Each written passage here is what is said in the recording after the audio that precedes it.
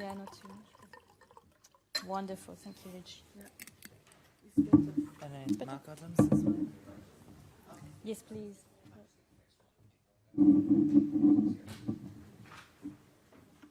Hi, Adam. Did you go to the cauldron? Yesterday? Yeah. Me too. Oh, nice. That's awesome. Did you see? It was beautiful. Huh? Yeah, it was amazing. Really beautiful. Very nice. See it in the sky? Yeah, well, I went too early, so it was still light. But then I had dinner, and then came back, and it was floating away. It was beautiful. Yeah. Amazing. When we saw it, it was like grounded. I don't know if it was the weather or the wind or something, which makes sense. It was grounded. What time was that? It was 2 o'clock. Okay. Looked like it was. Yeah, I think it's just when it gets dark. I'd like to see it going up. That would be cool. cool. Yeah. But I don't know the timing exactly. It was. Yeah. It's beautiful. Yeah. It's cool. I love the.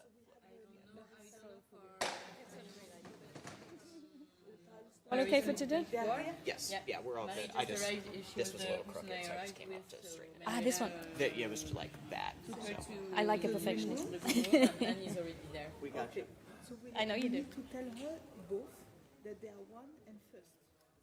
They will be on the row. So they will be. They will arrive.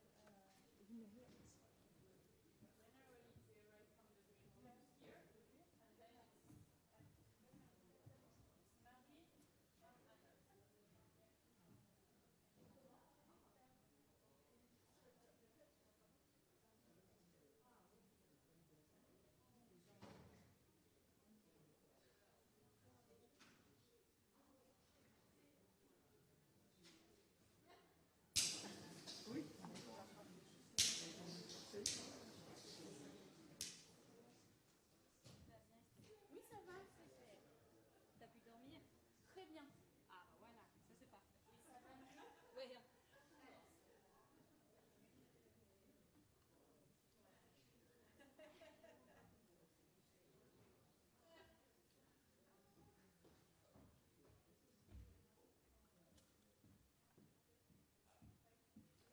Une fois que.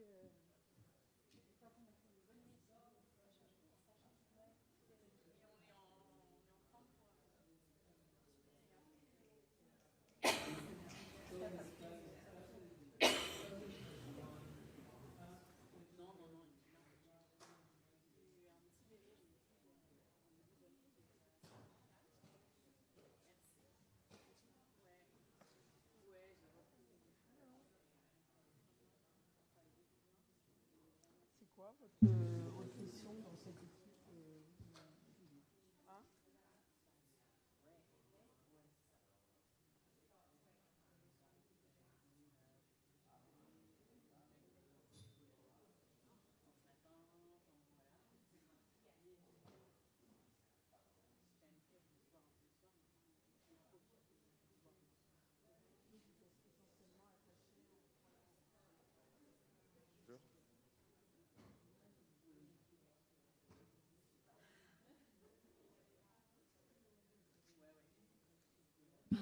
Pardon.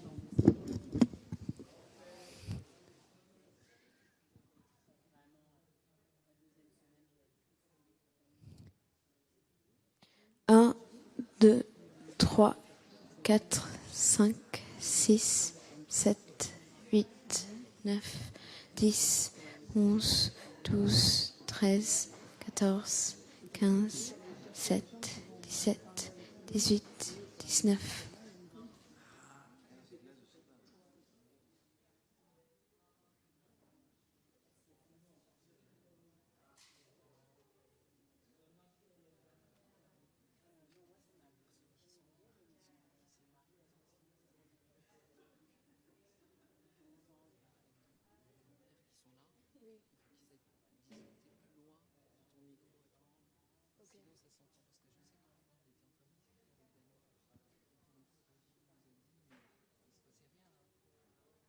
Ok.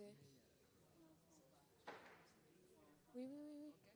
Oui, j'étais en train de regarder parce que en vrai. Parce que avant j'allais faire ce micro, mais.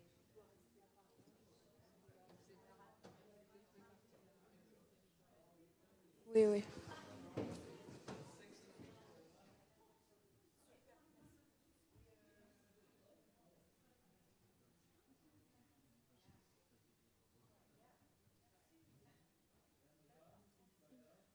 vous discutez, je vous demande de ne pas discuter.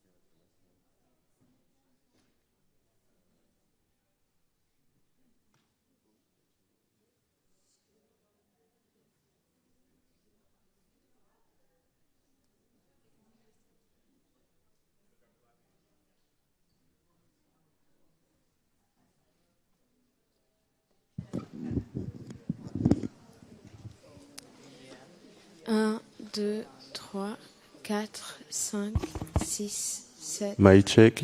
1, 2, 3, 4, 5.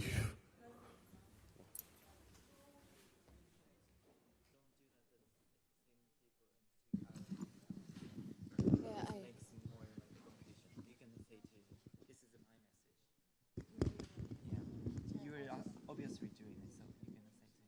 touchez bien le micro qui est en bas? Ou vous avez déjà réparti Non, c'est Sophie, non. Ok, oui, donc j'en ai parlé à Sophie, c'est moi qui...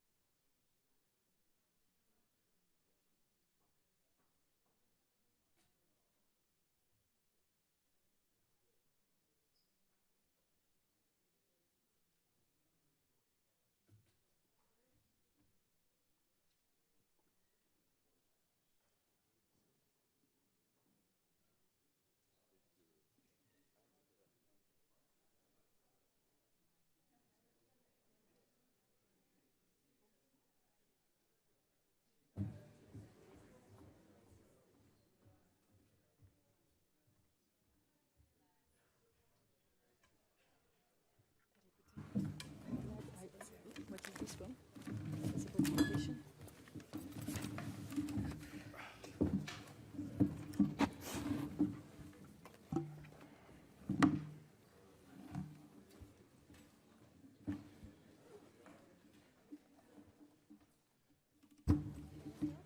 Yeah.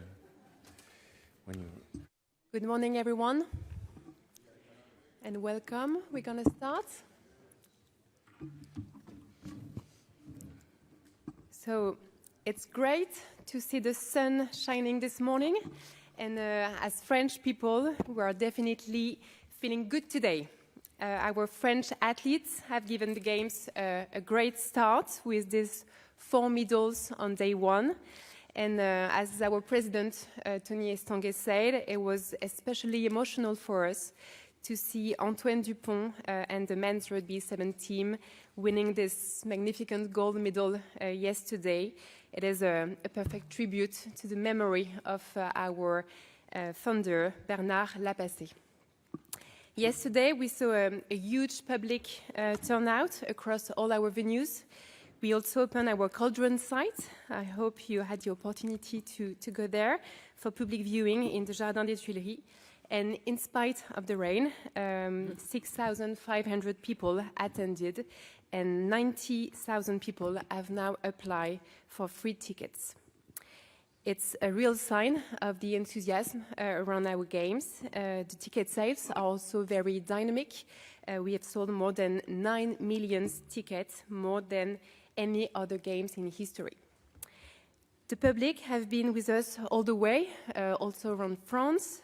We can now confirm that more than 8 million people have joined us across the stages of the Olympic torch relay. And I can also give you figures, new results from a survey that we've conducted with Harris Interactive just after the opening ceremony that shows that French people enjoy this historical moment as much as those around the world. So few figures, 96% of French people consider the ceremony as a success, with the same percentage saying that it was spectacular, that it was well organized. 91 approve the choice of the 2 final torchbearers, Marie-Josée Pérec and Teddy Riner, and 79% are optimistic, it's an important word for French people, about the success of our games. So we know also at the international level that the first audience numbers are also very good. Our job is now to live up to those expectations, and there was a smooth start on all our operation across the 26 venues that were in use yesterday. It was great to see the first competitions in some of our most iconic venues, the Château de Versailles, the Grand Palais, the Eiffel Tower. You may have seen the images of Teopo with the first surfing competitions. It was just spectacular.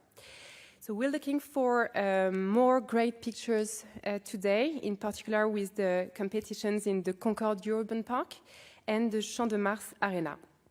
So we hope that you will have the opportunity to go in those magnificent sites. So overall, we're going to have 30 Paris 2024 venues in operation today, 17 gold medals set to be awarded, and we are waiting for, we're expecting 700,000 spectators today across all our venues. We're going to also have 120 celebration sites welcoming fans all over France. Some of the biggest stars of these games will be also making their first appearance. As we are talking today about gender equality, I want to highlight especially the arrival of Simone Biles in gymnastics and Pauline Ferrand-Prévot in mountain bike. So we wish them good luck, and it's going to be exciting to see other medals awarded today, including this very special fragment of the Eiffel Tower. As Tony Estanguet said on Friday during the opening ceremony, we really want to give the athletes the best of everything France has to offer. So finally, a word on the program of our Paris 2024 president today. This morning, Tony will be at the Château de Versailles for the equestrian event. This afternoon, he plans to attend the women's mountain bike at the Colline d'Elancourt, and he will then make a short appearance at the Club de France before heading to the Défense Arena for tonight's swimming finals. Thank you very much, and Marc, the floor is yours. Thank you, Anne. Pleasure to be here with you today. And yes, as you say, many historic firsts, many historic moments in these games already happened and happening, and one of them we're going to come to in a minute is full gender parity for the first time ever, so something really to be celebrated, and we'll talk about how we got there. I think it's for us, it's a big story. I hope it is for you. What we will do is what we normally do is we will do the presentation, take the questions on that, and then we'll go to all the other questions. Absolutely happy to take any questions, but then that allows our working guests like you, they need to get on, so we will allow them to go afterwards. Let me just give you very quickly some quick figures from our side. We carried out a survey, 15 territories globally, 88% approval rating for the opening ceremony, which is good. I'm surprised it wasn't 99.9%, but that's pretty good. 76% stated this was the most memorable Olympic Games opening ceremony ever. 85% said it inspired them to follow the Olympic Games for the rest of the 2 weeks. I've got some overnight broadcasting for some of you want those figures. NBC Universal reports that Paris Olympics opening ceremony on NBC and Peacock is the most watched since 2012 with 28.6 million viewers, and that's up 60% compared to Tokyo 2020. You can get all these figures later from the media team. Through Friday, 26th of July, streaming consumption on NBC Universal platforms is up 6 times from Tokyo, 6 times as much.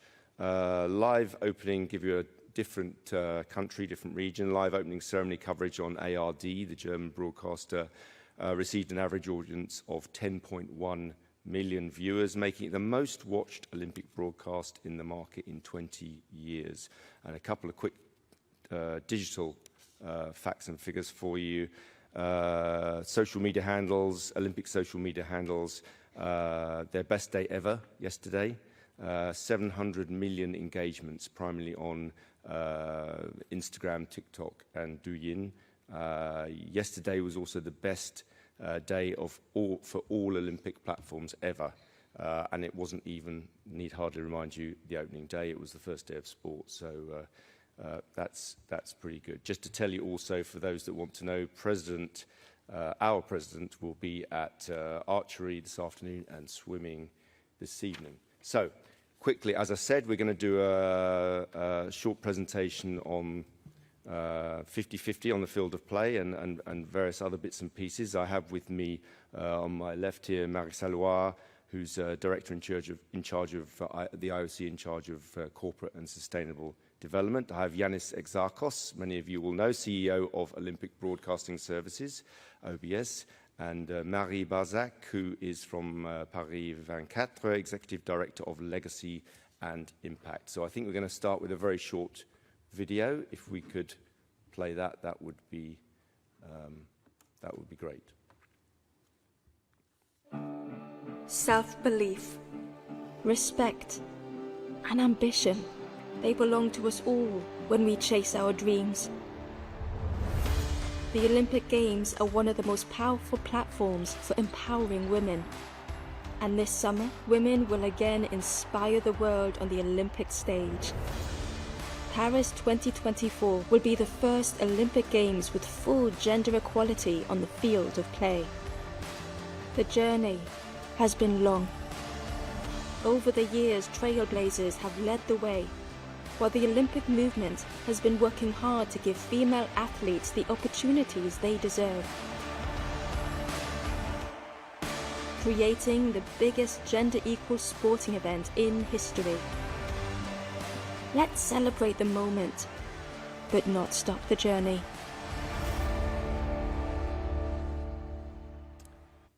Okay, so let's start by hearing from Marie Salois. Marie, over to you. Thank you, Marc. We are really happy to be here with you this morning to talk about gender equality, and very proud to celebrate this historical milestone. Paris 2024, as you heard here, and probably many times since you arrived in Paris, will be the first Olympic Games with full gender parity on the field of play. And as a result, it is de facto the world's largest platform to promote gender equality in and through sport. It didn't happen by chance. It is a result of many efforts and a strategic direction that has been given by a strategic roadmap, Olympic Agenda, that was launched in 2015, which clearly positioned gender equality as a key priority on and off the field of play.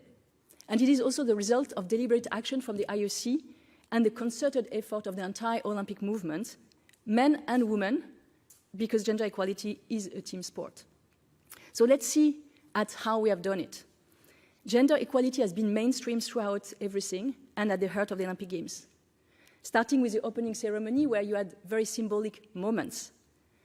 When you look at the parade of the athletes on the Seine, you could probably see that 96% of the flag bearers, of the delegation had two flag bearers, a woman and a man.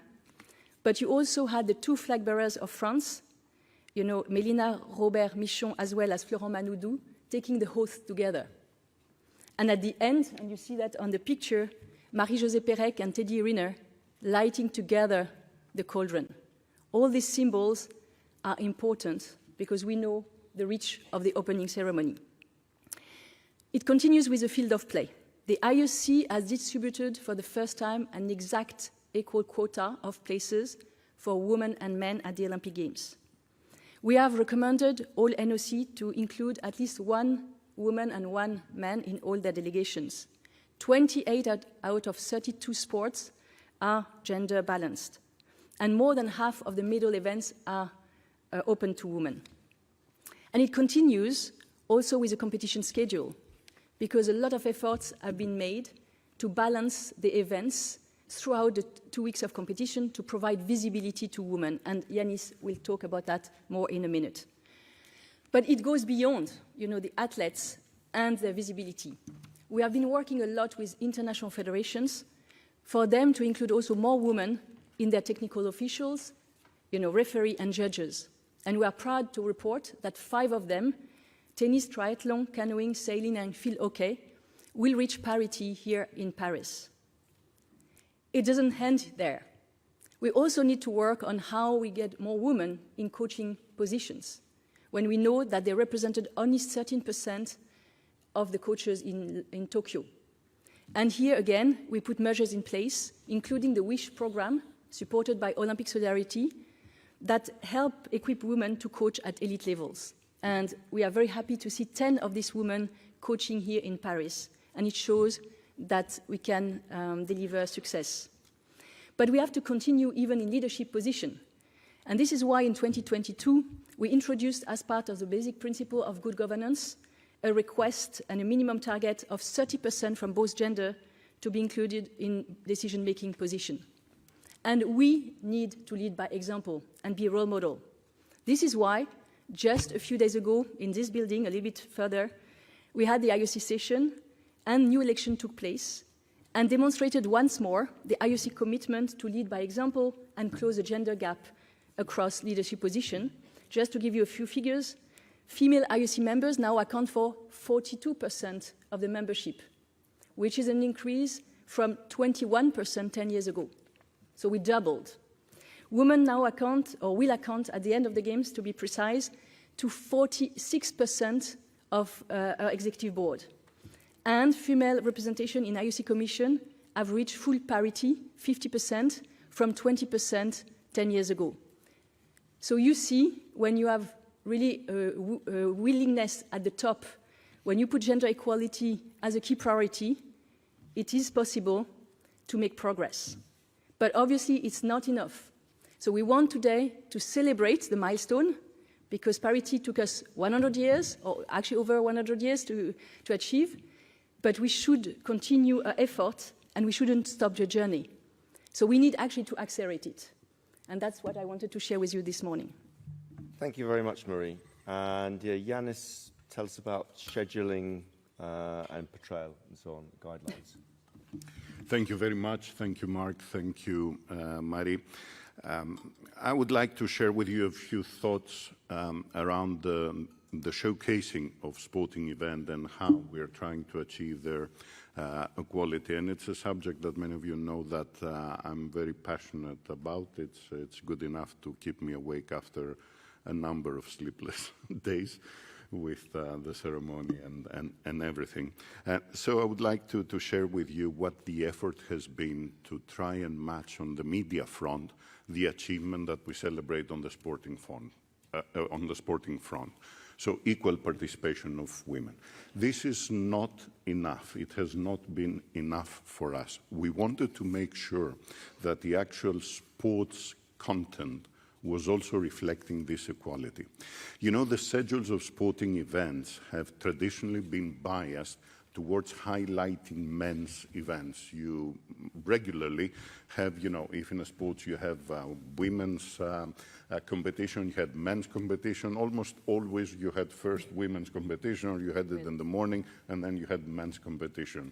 We have worked during these years together with our partners in the federations and our broadcasters in order to make the schedule, the program of competition of the Games of Paris as equal as possible. So you will see here interesting things. Traditionally, the last event is the men's marathon. Here, for the first time, the last event of the Games is going to be the women's marathon. Traditionally, in team sports, you have first women's finals and then men's finals. Here you will see very, very important sports like basketball and elsewhere where it will be the reverse.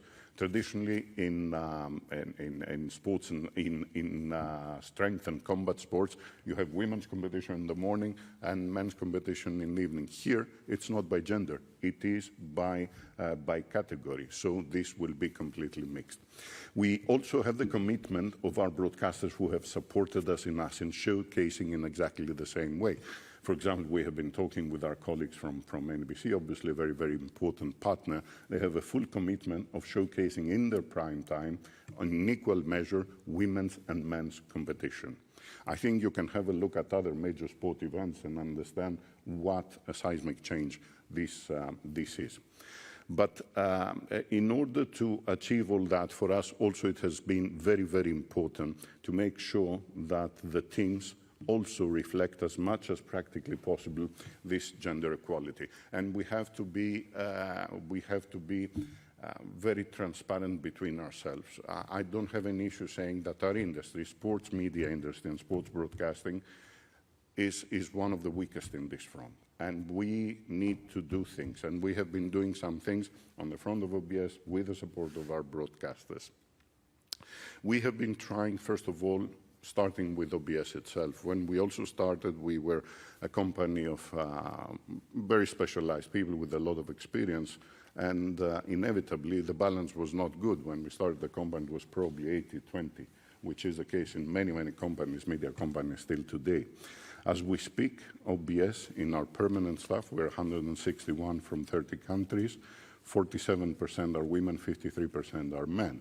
And I believe that within the next year, this is going to be 50%. And we have more and more in senior positions.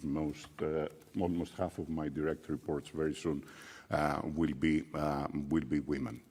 This extends to other initiatives. For example, here in the Games, 2/3 of the broadcast venue managers of OBS, the people who run our operations in each venue, are women, 2/3 of them. The same happens with our Broadcast Operations Center, which is our war room in the IBC where we control the games 24/7. 2/3 of them are women. There are specific specialties where there is a challenge, and those have mostly to do with core technical positions and camera operators. But it's very important that we also work on that front. We have taken a number of initiatives. For example, last November, we were organizing here in Paris a training session dedicated to women camera operators. We called it Framing the Future. We trained 70 young women camera operators. 25 of them work as we speak with us in the Games. We did our big training program with university students here in France. We have hired 1,300 of them working with us in junior professional positions in broadcasting. They're not volunteers, they're junior professionals, most of them doing their last year of studies. 57% of them are women. The new generation of media, sports media broadcasters in France is going to be slightly predominantly female. And that is a great thing.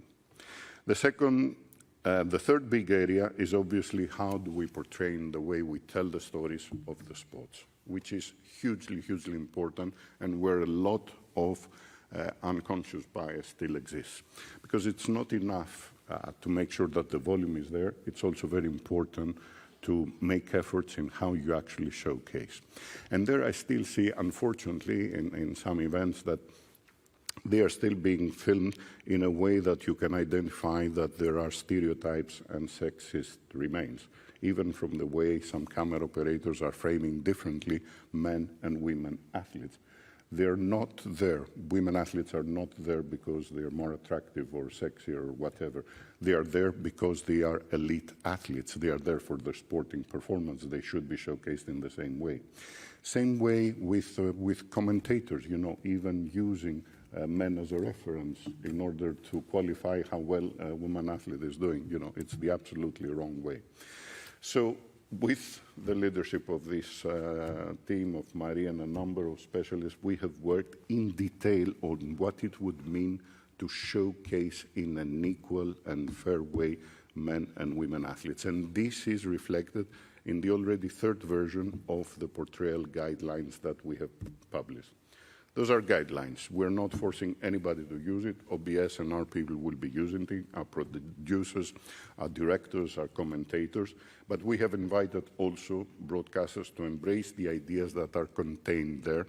And I think they were very happy. We made recently in Cortina in Italy, preparing for the next games, a full presentation of that. And we had a very honest discussion.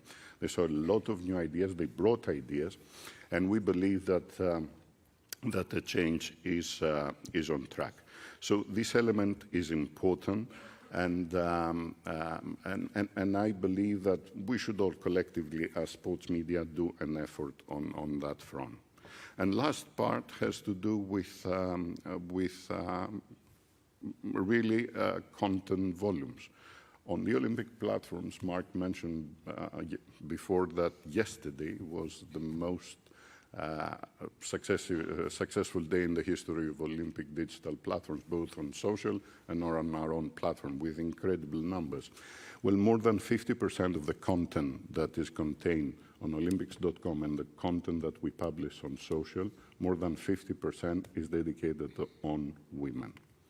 I don't think that there are many sports platforms, and especially so big sports platforms as we have become, that have this balance. And this is an invitation, and we do it whilst having strong engagement. So I have a feeling that there's an opportunity actually out there for us to come into terms with the change that's happening in society, and media, we need to embrace it. Sorry that I speak a little bit more passionately and a little bit more biased on the subject, but I think it's time for us to really follow the lead of society on that front. There's no reason any longer in the world why portrayal of women in sports is not absolutely equal as it is for men. Thank you very much for your attention and patience. Thank you, Yanis. Thank you very much. Okay, let's hear a little bit from Marie Barzac about what Paris 24 is doing. So, Marie, over to you. Thank you, Mark, and good morning, everyone.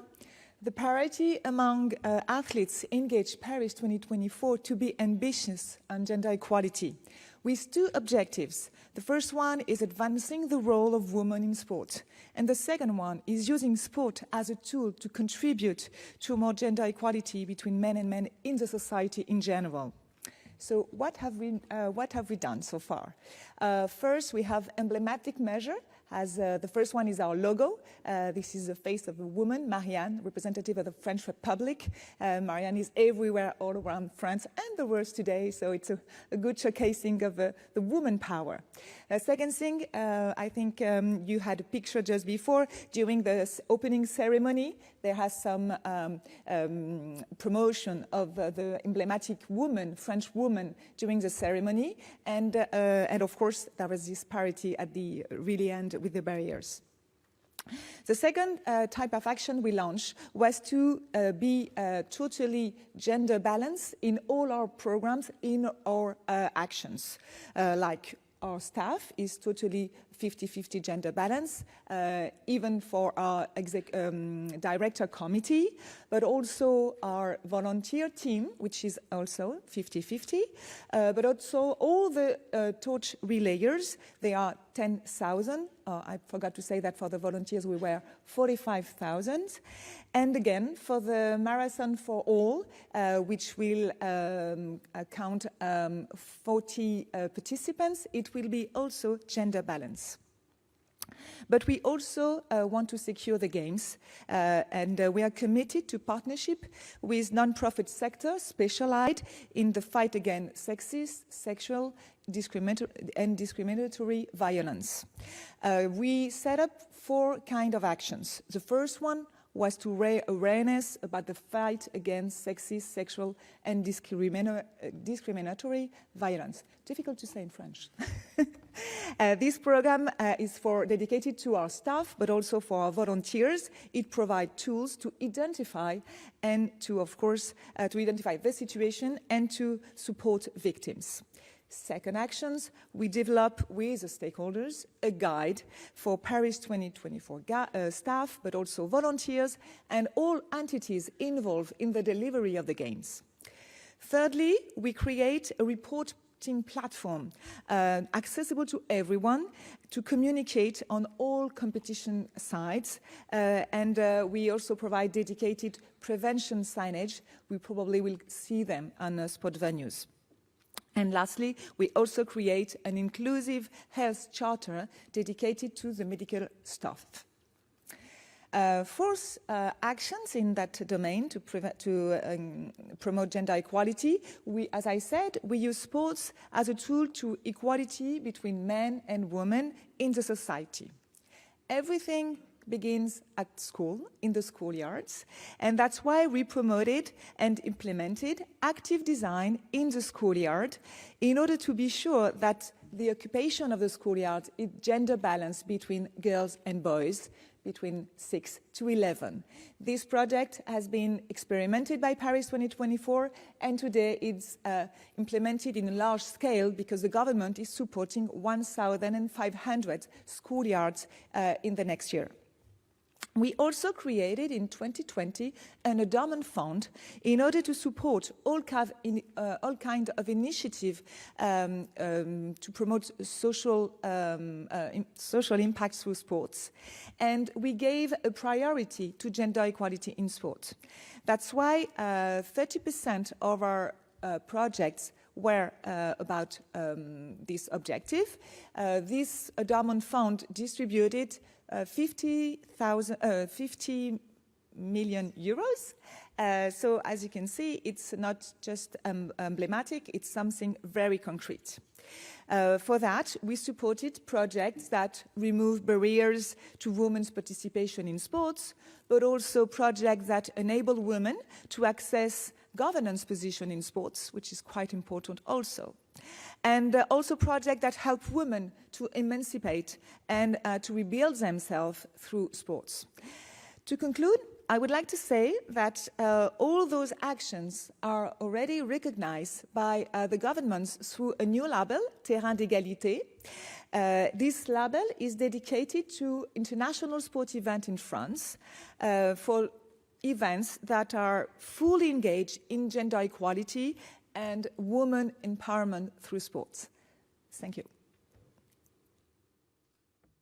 Thank you very much. We're going to open the Q&A on the subject of the day first, please. So only questions regarding the subject of the day. Yes, just one question. Can you just wait for the microphone? Thank you very much. And can you please state your name and media organization? Thank you. Yeah, it's Robin Doolittle. I'm from the Globe and Mail in Canada. And apologies if I missed this, but did you say the actual count of women to men athletes? The number? We had a percentage, I think. No, athletes we will have it at the end. We don't have. I don't think we have a. We don't have a number. Women athletes. No, we will have it at the end of the day. What was the percentage then?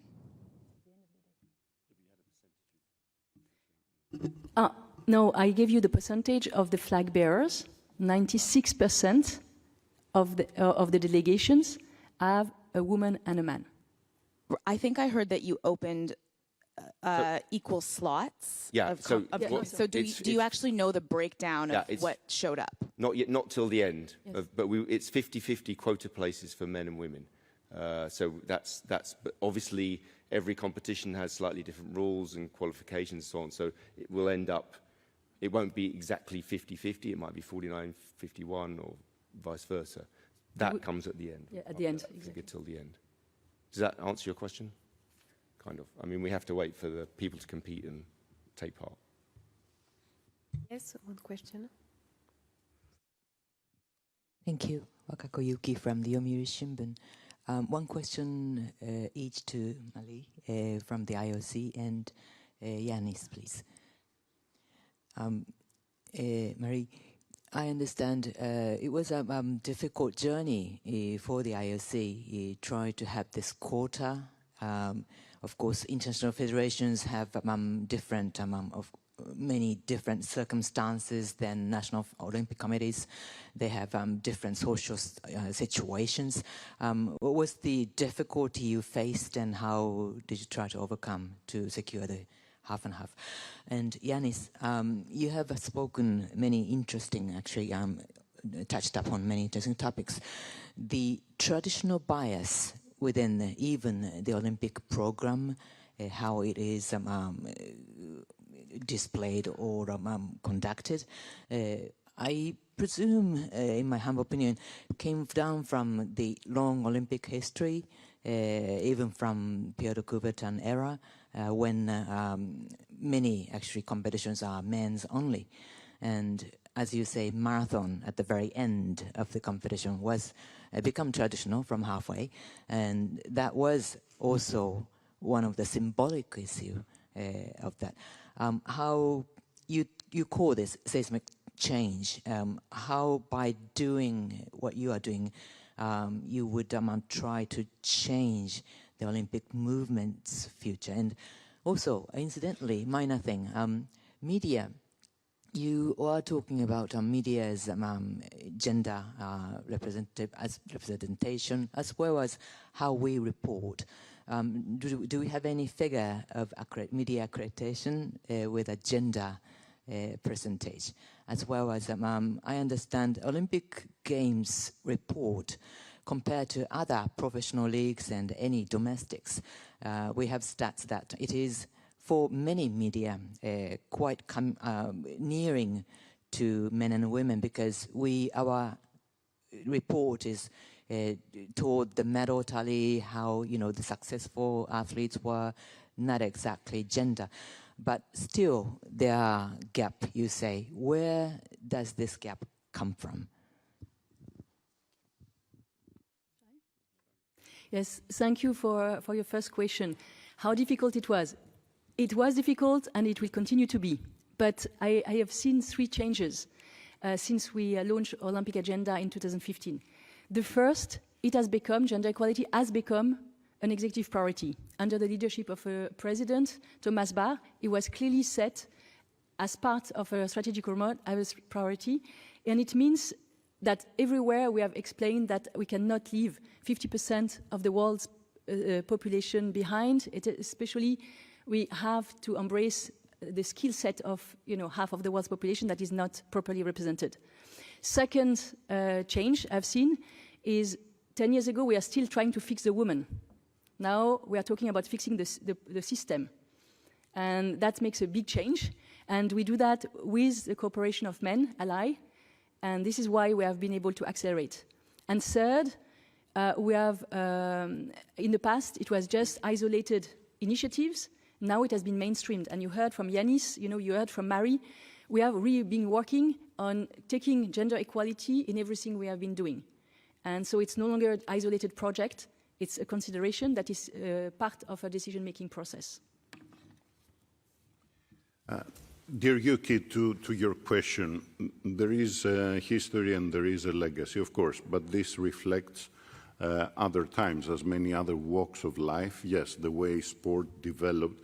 Actually, the way I would say that sport re-emerged in human history since the 18th century, much more 19th century, of course, the 20th century.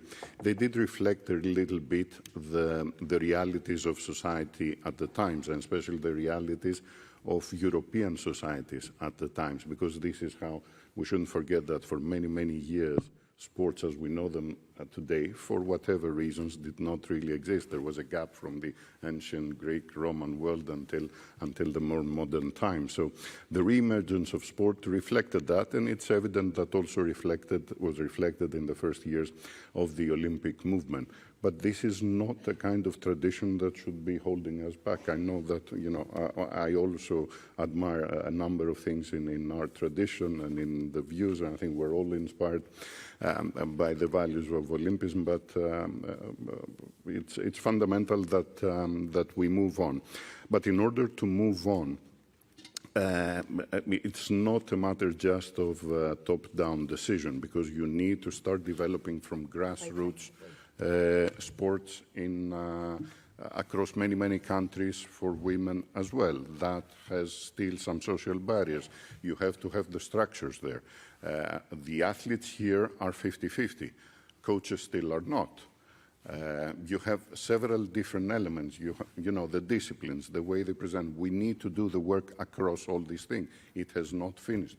Of course, we celebrate today this huge achievement of participation, equal participation in terms of athletes, but the whole framework is not yet fully there, and it's definitely not across the world. Specifically for media, I don't have handy the number of accreditations. Probably our colleagues from the organizing committee can provide that. It would not be a surprise for me if there's still a significant imbalance there. But what I can tell you is that a few years ago there was a report, a research that was done by the United Nations, I think, that on the level of reporting on women's sports, the total amount of content that was devoted around the world was less than 10%. This is, we're talking like 6 years ago. This is a glaring imbalance. It's incredible.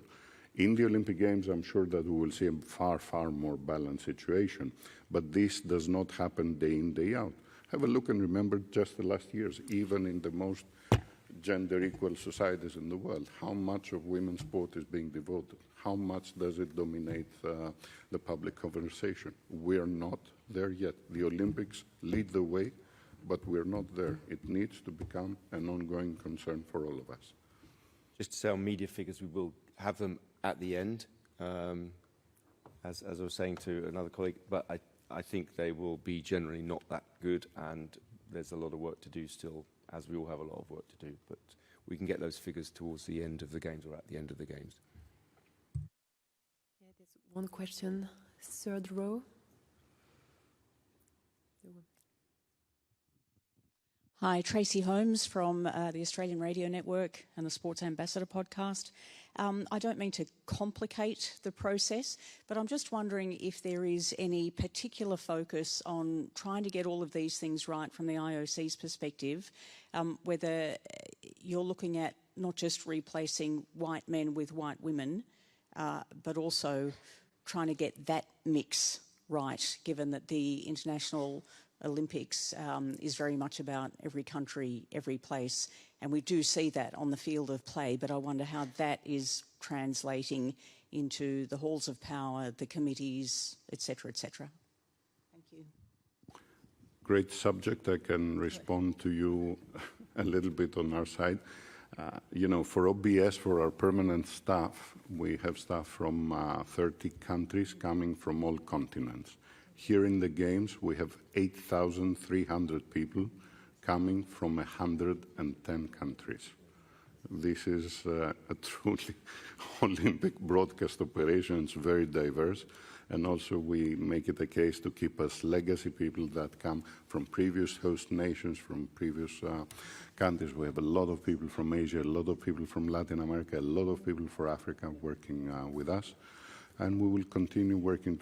Actually, I think that it's one of the things that makes the way we work so special and why people love working in this environment. It's a unique opportunity to meet colleagues from all over the world. And maybe from the IOC perspective, as you know, I mean, we have a very diverse membership. I don't have all the figures on top of my head. But what I know is, as part of the IOC administration, we have roughly doubled the number of nationality also in the same period I was mentioning, which is since the launch of our agenda. So, which shows that we also put emphasis on diversity, including in the recruitment process, where it's a clear criteria.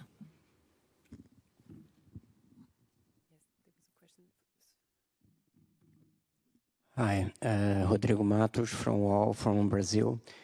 First, a question for Yanis. You said women are not supposed to be there because they are attractive and because they are great athletes. It's the first time that a broadcast thinks about that, and it would mean like not showing parts of the body of a woman with no connection with the competition. Is that it? And also to Mark, as it is a connected question, because of the opening, there was a scene that promotes diversity in the opening ceremony. And there is a lot of, let's say, cultural war discussions, political discussions because of that. So what is the view of the IOC? Because, you know, criticized by some Catholic institution and things like that. Thanks. If I can take the first question, for us, no, definitely it's not the first time. I mean, trying to portray in the image creation in a similar way has been one of our directives that has been there for as long as I remember, probably 20 years. And it has some very, very specific rules that even the size of shots that we're making, because you can tell that even today there exists, you know, camera operators in some events and directors in some events will go with a very, very tight shot in the face of a woman, but they wouldn't do the same for a man.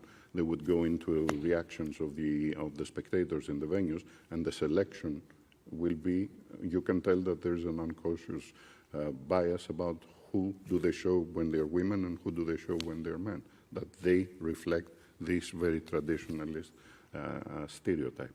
So for all these things ourselves, we had guidelines way before those guidelines. And I think little by little, major broadcasters also follow similar guidelines. But it's important that we're conscious about it, precisely because the problem is usually unconscious. It's not like people do it or professionals do it, because they want to. They are used to be doing that. It's a habit. We need to get rid of the habit. I'll take the second question. Yesterday, Thomas Joly was here, and he had the opportunity to answer this question. And clearly, there was never an intention to show disrespect to any religious group. On the contrary, I think that Thomas Joly really tried to really intend to celebrate community tolerance. That was his word yesterday. And looking at the result of the polls that we shared, we believe that this ambition was achieved. If people have taken any offense, we are, of course, really, really sorry.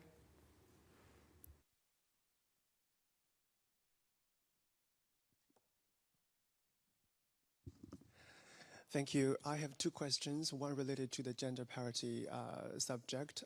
One is not, so I think can I raise it all at once? My first question is that it's great to hear that Paris Olympics 2024 has reached gender parity. And in fact, we have a saying in China called women can raise half of the sky. And for Team China, we raised even more than half of the sky. We have 136 male athletes, and we have 269 female athletes.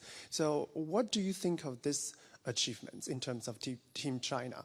And what are your expectations for the performance of Team China, especially female athletes? Are there specific female athletes that that is your favorite? And my second question is related to the fact that the names of Chinese swimmers involved in the contamination case were leaked by certain media organizations. This has caused concerns of athletes and also disputes on Chinese social media. Is it ethical or legal for them to do so, especially after WADA has made investigation and released the result? Does the IOC have a comment on this? Thank you. Thank you. For your first question, I think it's a good demonstration that when you create an equal playing field for all, women as well as men can qualify.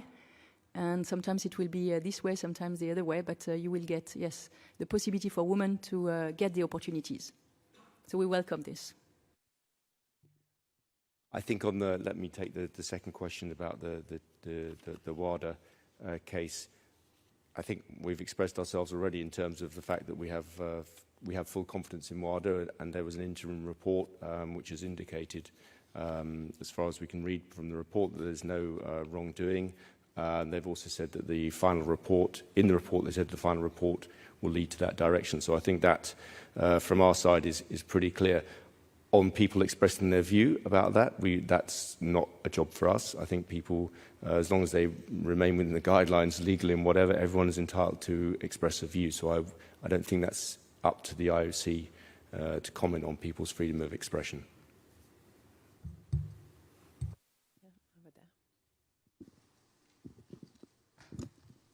Hi, Rob Harris from Sky News.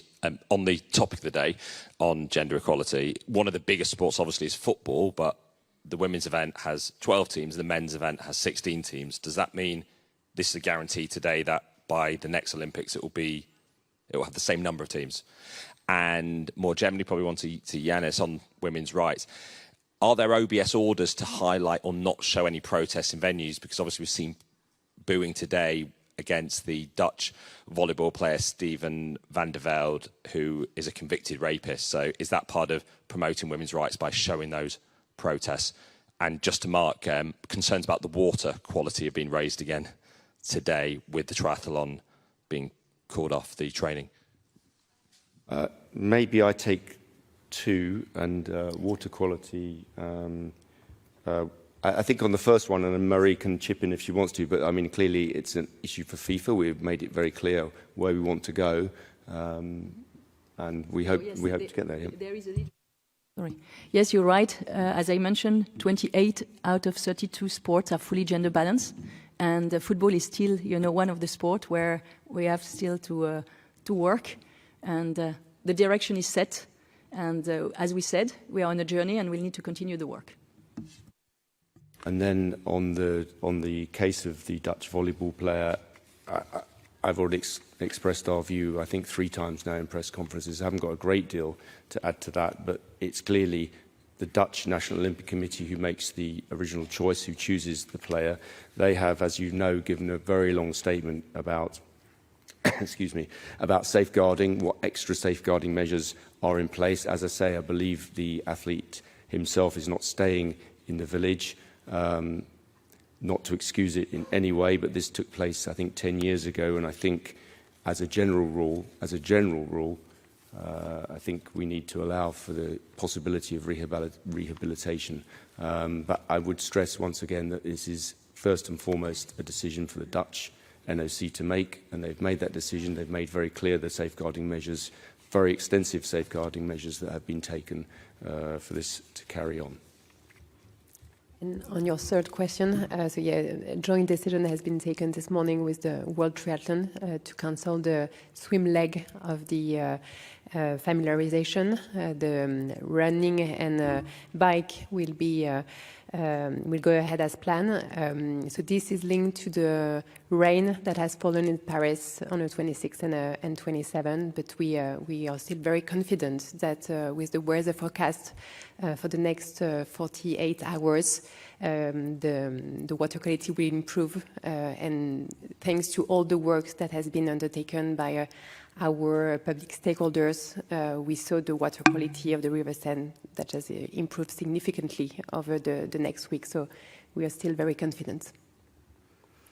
There was a question over there. If I may, I'm sorry, if I may add a little bit specifically about the coverage of OBS, just to be sure. Our mandate is to focus on competition and to do this coverage following the Olympic principles and values. That means that this is a coverage which is completely unbiased, and also at the same time it doesn't promote any political, religious or other ideas. Our job is to be covering the competition. That means that we do not start focusing or telling other stories. That being said, if anything like that comes into the competition itself, we do not stay away. You know, in Tokyo, you had some athletes at some point taking the knee. They were on the field of play. We didn't start showing the sky. We showed what was there. Also, that being said, we need to remind ourselves that the Olympic Games is the most media-present event in the world, not just sporting event. We have here 18,000 broadcasters and 6,000 media. The number of cameras and the capacity to have access and tell stories in the venues is unlike anything else in the world. So, and everybody obviously is free to report and tell the stories that they want to select to tell from the venues. So there's one question here and then in the center. Thank you. I understood the last questions in a way that we now move to the more general questions. So, Mark, allow me 2 questions to you. First questions, you have been asked yesterday about the football case around Canada's football team. Yesterday evening, the decision has been confirmed or made and confirmed. Additionally, some days ago, the analyst was given a suspended 8-month prison sentence even. So what are your thoughts? Yesterday you referred that's a case of the FIFA, but nevertheless the FIFA made a decision and the court made a decision. What are your thoughts on these decisions? Are they appropriate? And the second question, due to the statistics of the ITA, 12% of the participants have not been tested in the pre-games period, and 13% of the athletes have been tested less than recommended. And there are big gaps between different kind of sports and big gaps between different nations. What are your thoughts about that such a huge number of participants had not been tested in the pre-games period? I think what I would do is refer you, I'm sure you saw it, to the report by ITA and WADA, particularly by ITA in the opening, in the session, which was, I think, pretty impressive, and in terms of previous games is very impressive, and the process and the progress that we have made is pretty amazing. Are we there yet? No. Will we catch all dopers? Unfortunately, people will always cheat, so I don't think we're ever going to see games where there is no cheating.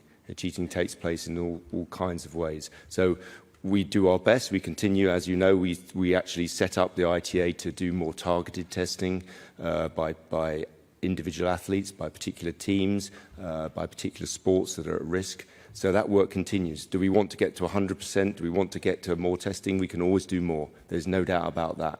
Are we doing a good job? I think we're doing a very good job. We need to do more. We need to improve, like in all our lives. Are we doing 100%? Are you doing 100%? Probably not. Or maybe in your case you are. But I think we have to support the process. It's improving all the time, and we are catching the cheaters. So that's as it should be. As for the COC and FIFA, I think I have to say, you would expect me to say this is a matter between COC and FIFA. You saw the ruling yesterday and the punishments that have been handed out. I fully expect, or I think it's quite likely that will go to CAS, so I wouldn't really want to say much more. You can judge for yourself, as I can, whether you think those punishments are appropriate or not. Morning, Carlos Groman from Reuters. Just to follow up on the opening ceremony, has there been any blocking of the videos from the organizer side? There have been some reports on blocking of the parts of the opening ceremony. And a question for Yannis. We see that the opening ceremony, the NBC figures are up from 16 million they were in Tokyo to 28 million now. Obviously, the 3-game in Asia and the difference in time zone does something, but we also see that it's up from 20 million from Rio. Where do you attribute that rise? Thank you. I think that Yannis can answer both questions. Well, about the question of where does it come from, it was a ceremony like no other, and those are games like no other. I think that our hosts, it's easy for me to say, and we should all be grateful and thankful, they have put together a vision for these games, which is unprecedented. It's an incredible vision for the games. We're trying to showcase that in the best possible way in broadcasting. Broadcasters are excited about Paris. You know, that's the reality. It's not just the USA, all European countries, all the broadcasters that I talk every day.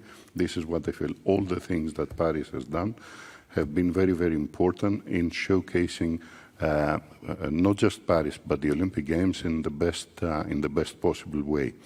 And I think that this is what we see, the reflection of the world being excited with the games that Paris and France are putting together. Allow me to say personally, because I see the games from the inside, that the thing we should all be grateful is that Paris has stayed the course. They defined a vision many years ago, a very clear vision, and despite the challenges, financial, the world situation, they have kept the course on everything that makes these games very different. And we have tried to do the same in broadcasting, to make these games very, very special. And I think we start seeing the results. This is the reality of the matter. About images or deleting images, I'm not sure what. I think it was a subject of geolocalization, something like that. Geo-blocking. Geo-blocking of content.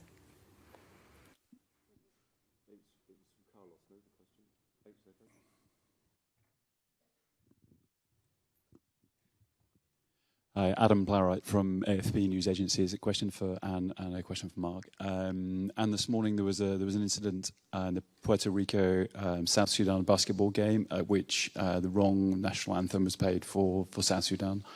Do you have any explanation for that or comment? And Mark, a question just on the opening ceremony. The Palestinian flag carrier Wissam Abu Sal wore a shirt during the ceremony showing planes dropping missiles and children playing sport, and I was just wondering if that was something that the IOC had looked into as a possible breach of the Olympic Charter, and whether there are any conclusions on that. Thank you. On your first question, as far as I'm concerned, I don't have this information, but if it was the case, of course, we would apologize for the mistake. Yeah, on the second one, I mean, we are in constant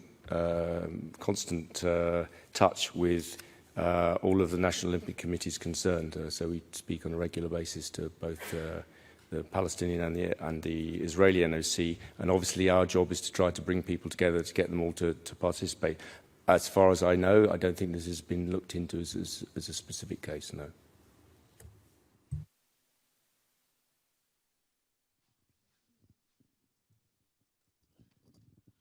Jerome Pogmar, Associated Press. A couple of questions. One question about the equality to Marie, and one for Mark. You said earlier, it was an interesting point, that 50% of athletes, you're getting close to 50% on athletes, but coaches are not. This is a similar problem in other sports. Football, for example, in football, there are hardly any black coaches, hardly any women coaches on men's teams. Do you think that's the biggest stumbling block now, coaches? And question for Mark. We've spoken about Canada and the drone scandal, but the wider question is misuse of technology. Everyone sort of worships technology to a great extent, but there's a lot of misuse of technology. Is that a concern? So regarding coaching, yes, there are many hurdles still for women to access to these roles. Some of them are, for instance, the necessity to travel a lot. And often still in society, women take care of the kids, and there is no support system for them to, take care of their kids and coach. So this is something that a lot of federations, mention. Sometimes also it's because it's difficult to just know the position are open, because it's more word of mouth than some formal process. So these are typical two main hurdles that are mentioned very often. And then we need really, to get coaches at the international level, as it was mentioned, we need to start at the grassroots. So we need to work with the national federations. So it takes time. And this is why, we are very positive that now, with all the measures that were taken on our side, but also throughout the federations, we'll see results in a few years. But it will take time because we need to bring a new generation in. I think, not to get too philosophical on whenever we are Sunday morning, to answer your question, technology, as you pointed out, it brings so many great benefits, but obviously also it brings always more chances to manipulate and to cheat, and that will always be a problem for us. And in a sense, it's a little bit like the issue with doping. You have to constantly be up with the latest technology to be able to fight that. Fight any potential problems. So again, we have to keep surveillance going. We have to look at these things, but fundamentally the rules apply that we need a level playing field, and that hasn't changed for 130 years of the Olympic Games and for sport in general. So anything which intervenes in that, providing that level playing field, we have to sort out. So yes, we have to be vigilant. We never know where the next threat is going to come from, but at the same time we also have to celebrate the benefits that new technology can bring us. I hope that wasn't too philosophical on a Sunday morning.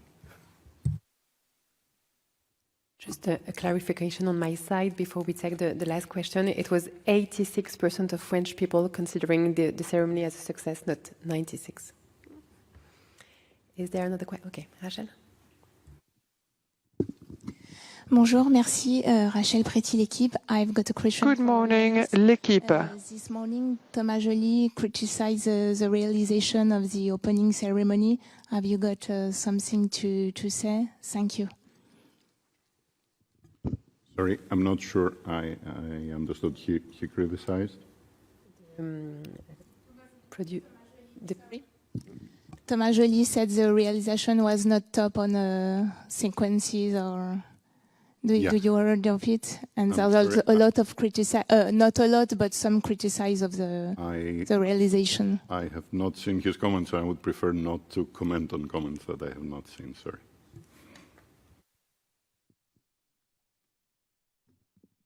Thank you very much. the end of the press conference. Yeah. Have a nice day, everyone.